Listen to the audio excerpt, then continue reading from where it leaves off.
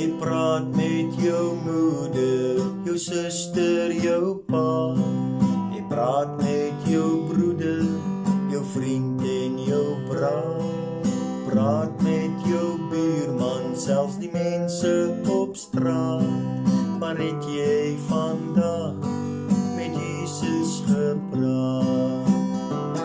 Het jy vandag met die Vader gepraat? Gevra vir sy hulp, wanneer het zwaar gaan, o maat? Het jy hom gevra vir sy leiding en raad? En het jy al vandag met Jesus gepraat? En het jy al vandag met die Vader gepraat? Die koerante en TV, rekenaar en selfoon, soek jou rede vir die lewe, hoe word jy beloon?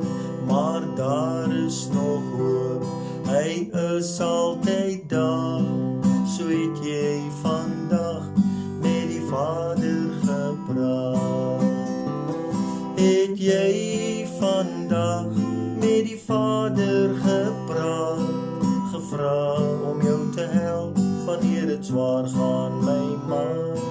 Het jy hom gevra vir leiding en raad? En het jy al vandag met Jesus gepraat?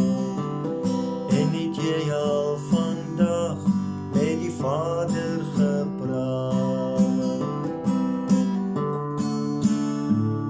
Ja, ek het weer vandag met die Vader gepraat, in die Bybel gelees van die Heilige Gees. Ek het hom gevra vir sy leiding en raad. Ja, ek het weer vandag met my Vader gepraat. Ja, ek het weer vandag met die Vader gepraat, in die Bybel gelees van die Heilige Gees.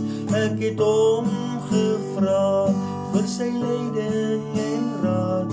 Deur sy woord en sy gees gee hy vir my raad. Deur sy woord en sy gees gee hy leiding en raad. Daarom het ek vandag met Jesus gepraat. Daarom het ek vandag